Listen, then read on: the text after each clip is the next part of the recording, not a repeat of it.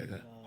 हरि सिंह जी, राधा वल्लभ सिंह श्री हरिवंश महाराज जी। महाराज जी, आपके चरणों में दंडवत प्रणाम। सदगुरुदेव भगवान, हम अपने आप को और भगवान को कैसे जाने महाराज जी? जानने की पहले प्रबल इच्छा होनी चाहिए,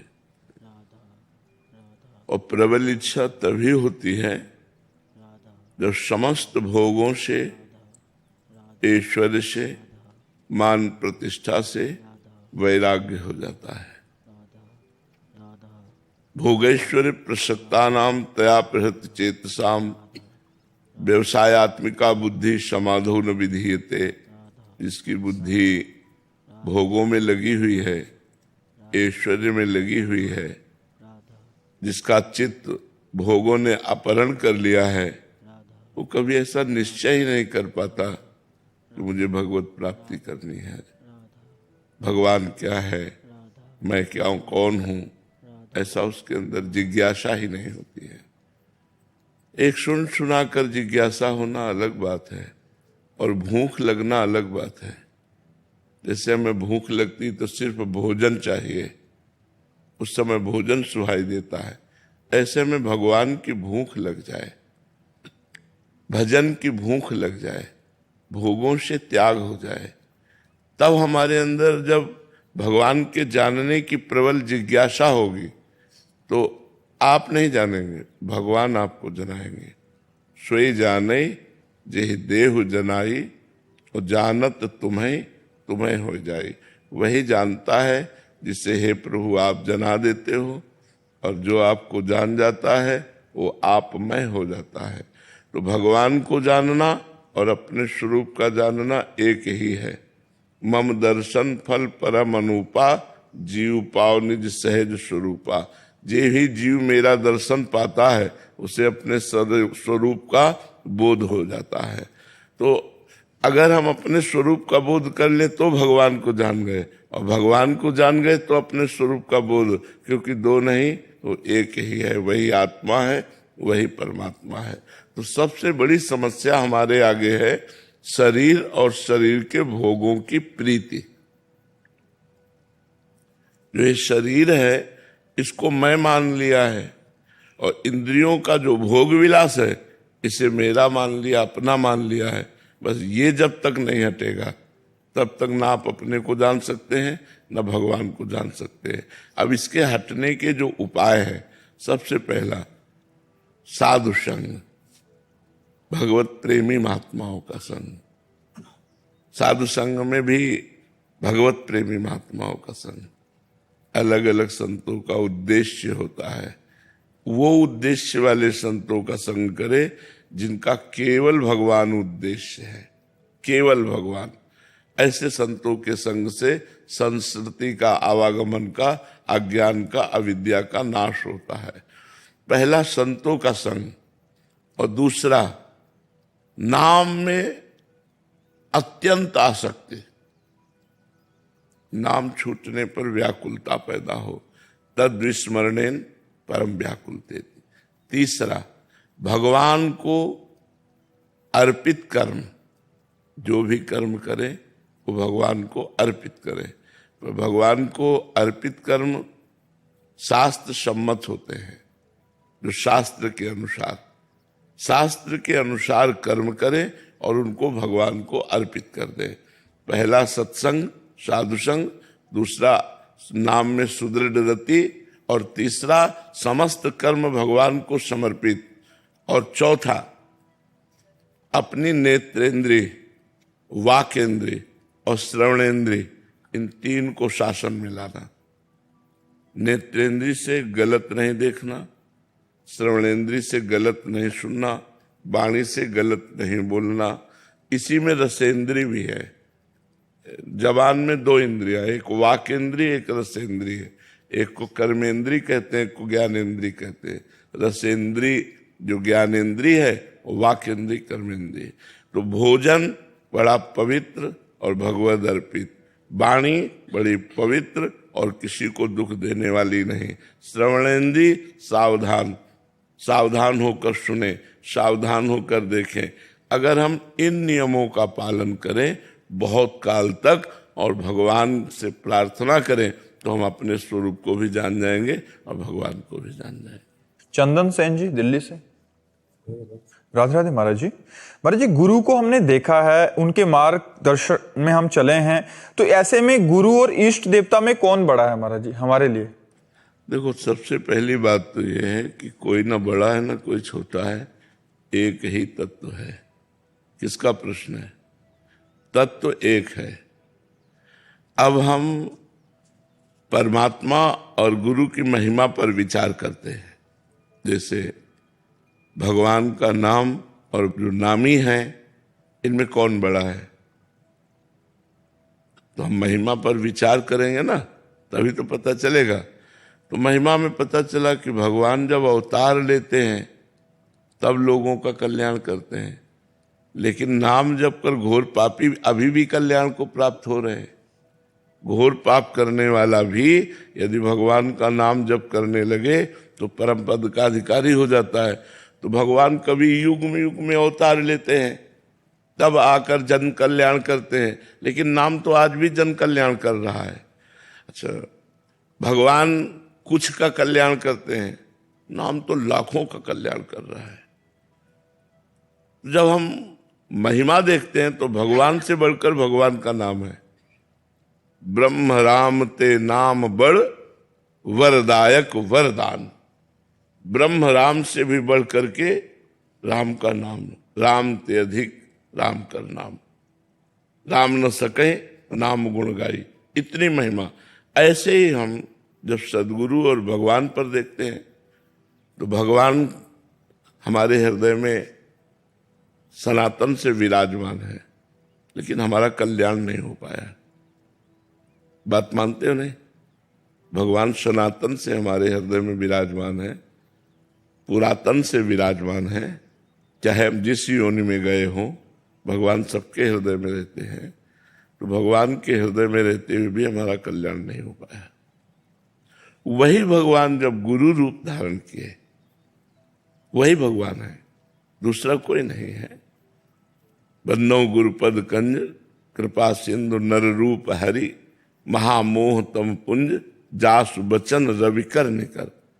वही भगवान जो हमारे गुरु रूप में विराजमान हुए और अपनी वाणी रूपी सूर्य का प्रकाश किया, तो हमारे अज्ञान अंधकार का नाश हो गया और भगवान का साक्षात्कार हो गया। इसलिए भगवान ने स्वयं आदेश किया, मोते अधिक गुरु ही जिए जानी, मेरे से भी बढ़कर के गुरुदेव को जानना, भगवान ने कहा। तो इसलिए गुरु गोविंद दो खड़े काके लागों पाओ, तो बोले बलिहारी गुरु आपने गोविंद देव, कि गुरुदेव की बलिहारी जिन्होंने गोविंद जो छुपे हुए थे उनका साक्षात्कार करवा दिया। तो इसलिए एक तत्व होते हुए भी, जैसे नाम और नामी अभेद होते हुए भी नाम बड़ा है, ऐसे गुरु और इष्ट अभेद होते हुए भी गुरु बड़ा है। इष्ट और गुरु खड़े हों तो सबसे पहले गुरु की दंडवत होगी, फिर इष्ट की दंडवत होगी। जगेंद्र जी शेरवंश महाराज जी। गुरुदेव भगवान, भगवान की माया संपूर्ण संसार में व्याप्त है।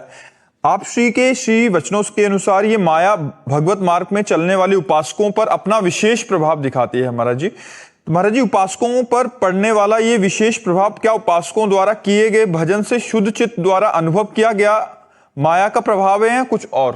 क्या जानना चाहते हैं भगवान? मैं ये जानना चाहता हूँ कि ये माया जो उपासकों द्वारा किए गए भजन से जो चित्त शुद्ध होता है, तो ये अनुभव में आती है या कोई विशेष? कह रहे हैं कि जैसे उपासकों का हृदय शुद्ध हो जाता है तो उनको विशेष अनुभव में आता है। हाँ, विशेष। जैसे पीठ में तिनका गिरे तो समझ में नहीं आता, लेकिन आंख में गिरे छोटा सा तो बहुत बड़ा समझ में आएगा ना। ऐसे ही जो माया में गिरे पड़े हुए हैं उनका हृदय पीठ जैसा है और साधकों का हृदय आंख जैसा है। छोटा सा भी, जरा सा भी स्फुरना हुई तो देखो सूरदास जी कहते हैं, मोसम कौन कुटिल खल कामी। कितने बड़े संत हैं, इतने महान हैं, और कह रहे मेरे समान तो संसार में कोई कुटिल खल कामी है ही नहीं। आंख जैसी हृदय की स्थिति, आंख में जरा सा किनका पड़ा बहुत भारी दर्द होगा, पीठ में एक इतना बड़ा किनका पड़ जाए तिनका तो कोई फर्क नहीं पड़ता है। बोले मौसम कौन कुटिल खल कामी, मेरे समान कुटिल खल कामी कौन है। तुलसीदास जी कह रहे जो मैं अपने अवगुण कहूं बाढ़े कथा पार नहीं लाऊं, जो मैं अपने दोषों का वर्णन करूं तो कथा बढ़ जाएगी। दोषों का इतना भंडार भरा है कि भगवान की कथा रुक जाएगी, हमारे दोषों की कथा चल पड़ेगी।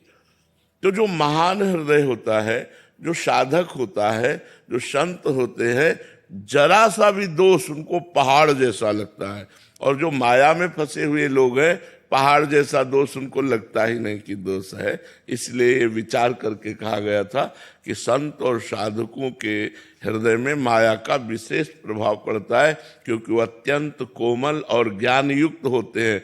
तो थोड़े भी दोष को बड़ा करके मानते हैं, महान हाहाकार मच जाता है अगर थोड़ा भी दोष आता है। और अज्ञानी का हृदय दोष युक्त तो है ही, उसको तो जरा सा गुण हुआ तो वो अभिमान से फूल जाता है, वो दोष युक्त हृदय होता है। तो बात समझ में आ रही? मोहित कुमार जी, रात राधे राधे महाराज जी। महाराज जी, तन्मय स्थिति कैसे हासिल की जाए? अभ्यास से। जब हम बार बार अभ्यास करते हैं भगवान के नाम का, मंत्र का, तो हमारे अंदर नाम और मंत्र के प्रभाव से रूप प्रकाशित होता है। रूप में तन्मयता आ जाती है, रूप देखते ही चित्त आसक्त हो जाता है। इतने सुंदर भगवान है, इतना आकर्षण है कि एक कामदेव पूरे त्रिभुवन को परास्त किए हैं। ऐसे करोड़ काम भगवान को देखकर मूर्छित हो जाए, इतने सुंदर है। वेद भी नेति नेति कहते हैं, जिनकी महिमा का पार नहीं पाते। ऐसे सुंदरता के समुद्र श्री भगवान का दर्शन होते ही जीव तन्मय हो जाता है। तो तन्मयता के लिए पहले हमको अभ्यास करना होता है। हम खूब नाम जप करें, मंत्र जप करें, बराबर बहुत समय तक, सुख मिले ना मिले, शांति मिले ना मिले, लाभ दिखाई दे ना दिखाई दे, हमें लगे रहना है। बस जिसने एक नियम ले लिया कि मुझे भजन करना है, सब कुछ करते हुए भजन करना है, वही तन्मयता को प्राप्त हो जाता है। जब तन्मयता आ जाती है ना, तो न काहू सो बोलिबो ना कोई व्यवहार, अपनी कुंवर किशोरी को जियत निहार निहार। वो अपनी प्यारी जू प्यारे जू को देख देख करके जीवन धारण किए हुए है, वो तन्मया स्थिति को प्राप्त हो जाता है। पहले हम अपना भोजन पवित्र करें, अपने आचरण पवित्र करें, कोई नशा न करे, गंदा भोजन न करें, और वर्षों खूब नाम जप करें, और अपने नाम जप को गुप्त रखें, उसका अहंकार न प्रकट करें, किसी को बताएं ना आप कितना नाम जप कर रहे हैं। धीरे धीरे धीरे धीरे, और शास्त्र का स्वाध्याय करें। साधक संजीवनी है आपके पास, खरीद लेना एक। क्या खरीदोगे? साधक संजीवनी। हाँ, किसकी है? श्री स्वामी राम सुखदास जी की साधक संजीवनी। प्रत्येक साधक को एक पेज चाहे पढ़ो, जरूर पढ़ो। आप देखो बहुत सुंदर उसमें आपको साधना का मार्ग मिल जाएगा। उसके पढ़ने से मन में भगवान के प्रति भक्ति बढ़ती है, ज्ञान बढ़ता है, वैराग्य बढ़ता है, और बहुत सी ऐसी अलौकिक जानकारियां उसमें विराजमान है जो सब ग्रंथों का निचोड़ है। तो हमें लगता है कि जैसे साधकों को जो परमार्थ पे चलना चाहते हैं, साधक संजीवनी जरूर पढ़ना चाहिए।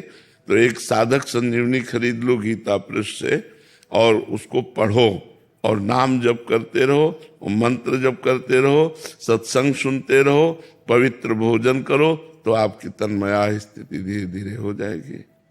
यश शर्मा जी, राधे राधे। राधे राधे महाराज जी। महाराज जी, जब भी लगता है कि मौत कभी भी आ सकती है, तब मन भक्ति की ओर भागता है, लेकिन समझ नहीं आता कि क्या हम सिर्फ भय की वजह से भक्ति कर रहे हैं। ऐसा भी करे तो भगवान बहुत प्यार करते हैं। जो शभीत आवा सरनाई, रखे हो ताहि प्राण की नाई। भगवान कह रहे यदि वो भय सहित मेरे समीप आया, भयभीत होकर के, तो मैं उसके प्राणों के समान प्यार करूंगा। रखियो ताहि प्राण की नहीं। जैसे प्राण सबको प्रिय है, मैं उसे अपना प्राण की तरह प्यार करूंगा जो भयभीत होकर मेरी शरण में आया है। जरूर भयभीत हो जाना चाहिए संसार से, पता नहीं कब शरीर छूट जाए और भजन नहीं हुआ, और बड़ा भयानक भयानक रोग होता है, भयानक भयानक कष्ट होते हैं। तो इसलिए भगवान का भजन करना चाहिए। अगर भयभीत होकर भी हम भगवान की शरण में जाते हैं तो भगवान अपने प्राणों के समान प्यार करते हैं। डॉक्टर नीलेश निर्मल अग्रवाल। राधे राधे महाराज जी। महाराज जी, जब हमारे पास कई विकल्प हों और सभी विकल्प अच्छे लग रहे हों तो कैसे तय किया जाए कि कौन सा विकल्प हमारे लिए भगवान ने चुना है? वो हमारे धर्म में और दूसरों का हित, दो चीजें देखनी है कि धर्ममय है कि नहीं और इससे दूसरों का हित होता है कि नहीं। वो विकल्प सही कर ले, जिसमें धर्म हो और जिसमें दूसरों का हित हो। जिसमें अपना हित होता हो लेकिन दूसरों का हित ना होता हो, वो चयन नहीं करना चाहिए। और जिसमें हित तो हो रहा है हमारा लेकिन वो धर्ममय नहीं है, इसलिए नहीं चयन करना चाहिए। धर्ममय हो और दूसरों का हित हो, ऐसे विकल्प को चयन कर लेना चाहिए। समझ पा रहे हैं आप? अजीत कुकरेजा जी छत्तीसगढ़ से। राधे राधे महाराज जी। महाराज जी, मैं राजनीति के क्षेत्र में हूं, यहाँ हर पल छल कपट क्रोध लोभ और स्वार्थ का सामना करना पड़ता है, फिर भी मैं नाम जप और भक्ति करते हुए अंत में प्रभु को प्राप्त करना चाहता हूं। ऐसे विषम परिवेश में मन वचन कर्म से पवित्र रखते हुए अपने आप को लोक कल्याण भी करूं और भगवत प्राप्ति भी कर लूं, ऐसे में क्या? बहुत कठिन है। व्यवहार में परमार्थ लेकर चलना बहुत कठिन पड़ता है, क्योंकि दूसरे का हित भी करो और जिसका हित करो वही प्रतिकूल व्यवहार कर रहा है, फिर भी हमें हित करना है। कहीं छल है, कहीं कपट है, कहीं दबाव के द्वारा गलत करने की प्रेरणा आ रही है। और हमको गलत नहीं करना है, धर्म से चलना, तो बड़े स्तर से हमारा विरोध हो रहा है। ये सब सहना पड़ेगा। भगवान पर दृढ़ भरोसा रख करके भगवान को अपना मित्र मान करके चलोगे तो सब ठीक हो जाएगा। कोई तुम्हें परास्त नहीं कर सकता। और अगर भगवान को भूल गए तब तो फिर निकल पाना बड़ा कठिन है। कोई एक चीज महाराज जिसको मैं अपने जिंदगी, कोई एक चीज जिसको मैं अपने जीवन में धारण करूं और जिससे बचा। नाम, भगवान का नाम जो आपको प्रिय हो वो अधिक से अधिक जपिएगा और उसी से आपको भगवान के अपनेपन का अनुभव होने लगेगा। नाम नामी अभेद है। जब हम नाम जप करते हैं तो भगवान से भरोसा हो जाता है। भगवान का भरोसा हो गया तो आप संसार पर विजय प्राप्त कर लिए। सबसे कठिन है भगवान पर भरोसा होना। देखो, कोई विपत्ति आई तो हमारा मन किधर गया? भगवान पे गया या फोन नंबर पे गया? कि अमुक पदाधिकारी को फोन नंबर करते हैं, इसका मतलब चूक हो गई। भगवान का भरोसा नहीं रहा और सिर्फ भगवान का भरोसा, तो कहीं कोई परास्त नहीं हो सकता। ये पक्की बात है। सिर्फ भगवान का भरोसा, अब वही होगा जो प्रभु आप रचे हो। आपके सिवा मैं किसी दूसरे का सहारा नहीं ले सकता। आप ही मेरे मित्र हो, आप ही मेरे स्वामी हो, आप ही मेरे जीवन हो। एकमात्र भगवान का भरोसा, तो फिर गाड़ी ऐसे दलदल से भी पार हो जाएगी। ये दलदल है। राजनीति व्यवहार में छल कपट ये सब तो एक बड़ा दलदल है जिससे निकल पाना बड़ा कठिन होता है। तो उसमें अपनी प्रतिष्ठा भी होती है ना। भगवान का अगर हम आश्रय लिए हैं तो हमारी प्रतिष्ठा भी बची रहेगी, हम इस दलदल से भी निकल जाएंगे। खूब नाम जप कीजिएगा, भगवान का आश्रय रखिएगा और आहार शुद्ध रखिएगा। मांस आदि कभी न खाएं, शराब कभी न पिएं। आज आप हमारे पास आए हो तो शपथ खाओ कि आज के बाद हम न शराब पिएंगे और न मांस खाएंगे। बिल्कुल महाराज जी, आपके दर्शन हुए। बिल्कुल, हाँ बिल्कुल बिल्कुल। अब लो नशानी अब ना नशे हो। अब तक गलती हुई, अब गलती नहीं करूंगा। राहुल शर्मा जी गुड़गांव से। राधे राधे महाराज जी। महाराज जी, प्रभु श्री राम जी का एक तुच्छ सा भक्त हूं। उन्हीं की कृपा से निरंतर राम नाम जप करने का भी प्रयास करता हूं। महाराज जी आप कह रहे हैं कि प्रभु की कृपा के संकेतों को कैसे प्रतिपल अनुभव कर सकता हूं महाराज जी? जब प्रभु के सिवा किसी को अपना नहीं मानोगे तब संकेतों का अनुभव कर पाओगे।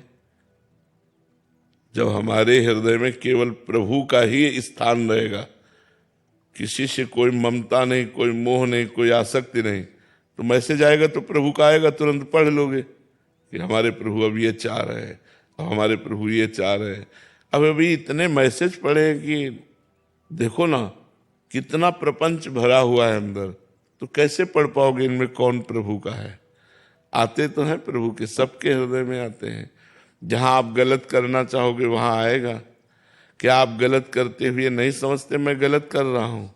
तो फिर अंदर से जो ये कि आप गलत कर रहे हैं, प्रभु का ही तो मैसेज है, प्रभु ही तो आपको संकेत कर रहे हैं। तो ये तभी हम समझ पाएंगे जब एक भरोसो, एक बल, एक आश विश्वास, एक राम घनश्याम हिंद चातक तुलसीदास, एकमात्र भगवान का भरोसा, भगवान से आशा, भगवान से संबंध, सबकी ममता ताग बटोरी, मम पद बने बांध बरडोरी। हमारा मन जो विविध प्रकार के रिश्ते नाते संबंधों में फैला हुआ है, वो सब रिश्ते नातों से हटा के एकमात्र प्रभु में लगा दें तो हमें पता चलने लगेगा मेरे प्रभु क्या चाहते हैं। अंदर ही अंदर अपने आप पता चलने लगेगा। और दास में सामर्थ्य आ जाती है स्वामी की। जो दास होता है उसमें स्वामी की सामर्थ्य आ जाती है, भगवान की सामर्थ्य आ जाती है, और भगवान के सामर्थ्य को कोई परास्त नहीं कर सकता, इसलिए दास को कभी कोई परास्त नहीं कर सकता। सीम की चाप सके को तासु, बड़ रखवार रमापति जासु।